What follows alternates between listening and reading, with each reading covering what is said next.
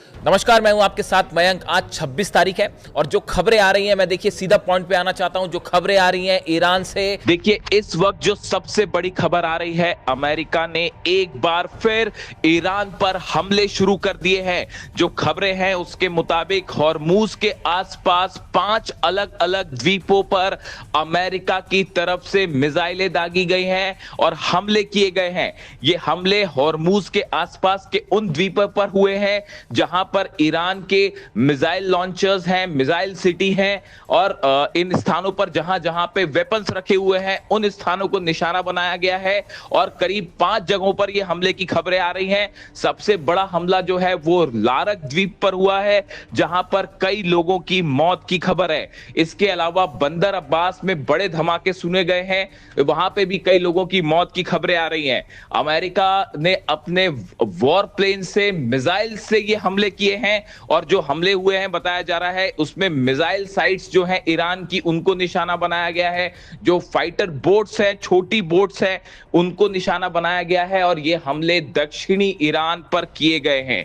देखिए ईरान की तरफ से अब इसका क्या जवाब दिया जाता है, ईरान कैसे पलटवार करेगा, इसके लिए थोड़ा इंतजार करना होगा। लेकिन जो खबरें आ रही हैं, अब पूरे हॉर्मूज में हालात बेहद तनावपूर्ण हो गए हैं और इसे एक बड़ी जंग की शुरुआत माना जा रहा है। देखिए मैंने आपको दावा किया था, मैंने आपको ये बात कही थी कि हज के बीच में ही अमेरिका हमला कर देगा और पूरी तरह से मेरी खबर एक बार फिर सच साबित हुई और हज के बीच में अमेरिका की सेना ने ईरान पर हमला किया है। देखिए इसे अमेरिका की तरफ से, डोनाल्ड ट्रंप की तरफ से बहुत बड़ा धोखा माना जा रहा है।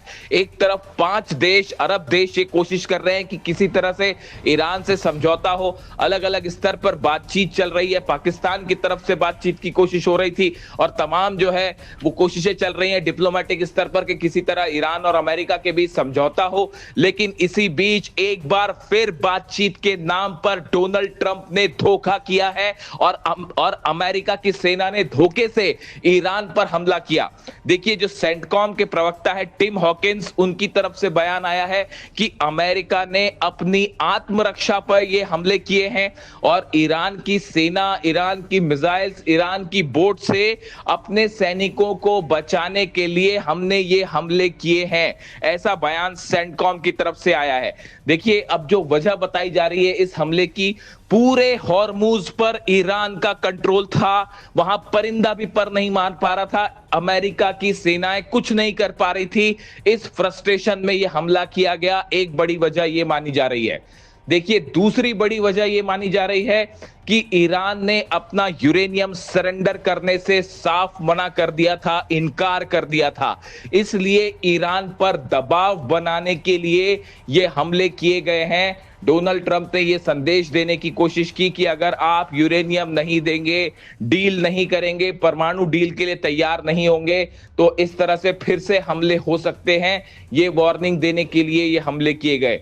तीसरी बड़ी बात यह मानी जा रही है कि नेतन्याहू और कई ऐसे लोग हैं अमेरिका में, डोनाल्ड ट्रंप के करीबी, जो फिर से ईरान पर हमला करना चाहते हैं, जंग शुरू करना चाहते हैं। उनके कहने पर डोनाल्ड ट्रंप की तरफ से ये हमला करने के आदेश दिए गए और ये हमले किए गए हैं।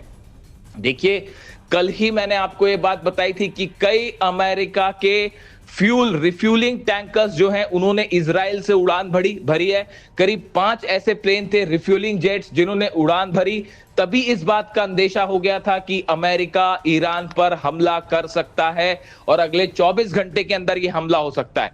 देखिए मैंने आपको बिल्कुल सटीक ये बात कही थी, आप वीडियो उठा के देख सकते हैं 2 दिन पुराना, कि हज के बीच में हमला होगा।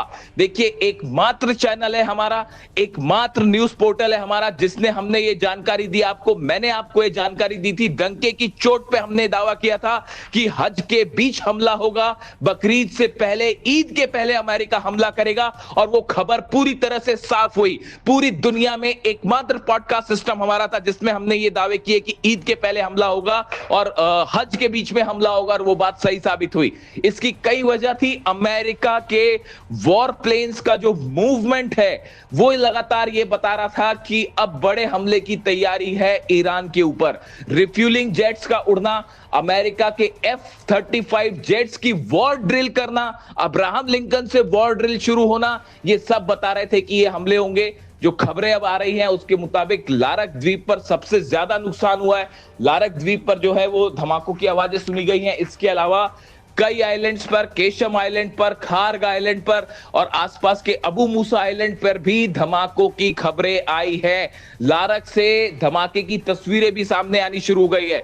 इस हमले के बाद ईरान बेहद गुस्से में है। मैंने आपको जानकारी दी थी, देखिए ईरान की तरफ से बड़ी संख्या में खैबर मिसाइल्स तैयार कर दी गई हैं, लॉन्च पैड्स पर मिसाइल्स तैयार है। ऐसे में क्या ईरान की तरफ से बड़ा हमला हो सकता है और यह मामला एक बार फिर भयंकर जंग की ओर आगे बढ़ सकता है। फिलहाल हालात यही कहते दिखाई दे रहे हैं। इजराइल से खबरें हैं, इजराइल के बेन गुरियन एयरपोर्ट पर फाइटर जेट्स टेक ऑफ के लिए तैयार खड़े हैं और किसी भी पल वहां से इजराइल की तरफ से भी हमले हो सकते हैं। फिलहाल अमेरिका शायद ये प्रतिक्रिया देखना चाहता है कि ईरान कैसे जवाब देगा। देखिए ये हमला ऐसे समय पर किया गया है जब ईरान का एक डेलीगेशन कतर में बातचीत को मौजूद है। देखिए इसीलिए मैं आपको बार बार कहता हूं कि अमेरिका धोखा करेगा, ट्रंप धोखा देंगे, विश्वास नहीं किया जा सकता। और एक बार फिर यह बात साबित हो गई। कई लोगों ने यह दावे किए थे कि ईरान और अमेरिका में डील हो जाएगी, ईरान अमेरिका में किसी तरह का समझौता होने वाला है। मैंने हर बार यह बात कही कि अली खामेनी साहब ही इस बात को हमेशा कहते रहे कि ईरान को कभी अमेरिका पर विश्वास नहीं करना चाहिए और एक बार फिर ये बात पूरी तरह से सच साबित होती दिखाई दे रही है। एक बार फिर अमेरिका ने डील के नाम पर धोखा किया है और बड़ी बड़ी बड़ी स्ट्राइक लॉन्च की है ईरान के ऊपर। अब ईरान की देखिए, ईरान की जनता लगातार ये मांग कर रही है कि जंग ही आखिरी रास्ता है और किसी तरह से अमेरिका के सामने झुकना नहीं है। जो हालात है, कल देखिए IRGC के चीफ अहमद वाहिदी साहब की तरफ से वार्निंग आई थी। कल तमाम बड़े अधिकारियों ने वार्निंग दी थी अमेरिका को कि अगर किसी भी तरह का हमला होता है तो उसका करारा जवाब दिया जाएगा। अहमद वाहिदी साहब की तरफ से चेतावनी आने का मतलब है ईरान के पास ये इनपुट पहुंच चुका था कि अमेरिका किसी भी क्षण हमला कर सकता है और बिल्कुल वैसा ही हुआ। ईरान की जो खुफिया इंफॉर्मेशन थी वो सही साबित हुई और अमेरिका ने बातचीत के दौरान, बातचीत के बीच एक बार फिर हमला किया है। देखिए लारक द्वीप से जो खबरें हैं, यहां पर कई लोगों की मौत हुई है, जिनमें कई लोगों की अब पहचान भी हो गई है, लगातार उन्हें अस्पताल पहुंचाया जा रहा है। बंदर अब्बास में धमाके की खबरें हैं, ये वो सब जगहों पर निशाना बनाने की कोशिश की गई है जहां पर ईरान के मिसाइल साइट्स हैं, मिसाइल लॉन्चर्स हैं, जहां मिसाइल्स रखी हुई हैं। देखिए इस समय अमेरिका के सामने सबसे बड़ा खतरा है ईरान की मिसाइल्स और जो खबरें हैं उसके मुताबिक ईरान ने 500 के आसपास अपनी खैबर शेकन मिसाइल्स जो हैं वो तैनात कर रखी हैं, जिससे अमेरिका के कई बेसेस को निशाना बनाया जा सकता है।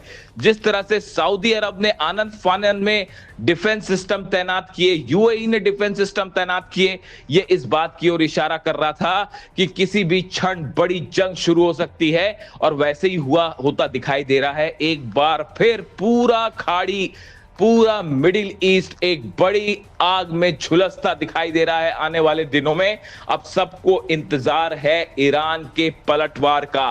क्या एक बार फिर खाड़ी दोषों पर ईरान की सेना करारा बदला लेना शुरू करेगी? इससे जुड़ी जो भी अपडेट होगी हम आप तक पहुंचाएंगे, लेकिन जो खबरें ईरान की तरफ से आ रही हैं, ईरान ने एक बड़ी पलटवार की तैयारी शुरू कर दी है और ईरान की सेना ने फैसला कर लिया है कि इस हमले का मुंह तोड़ जवाब दिया जाएगा और अगले चंद घंटों के अंदर ही ईरान की तरफ से बड़ी प्रतिक्रिया देखने को मिल सकती है।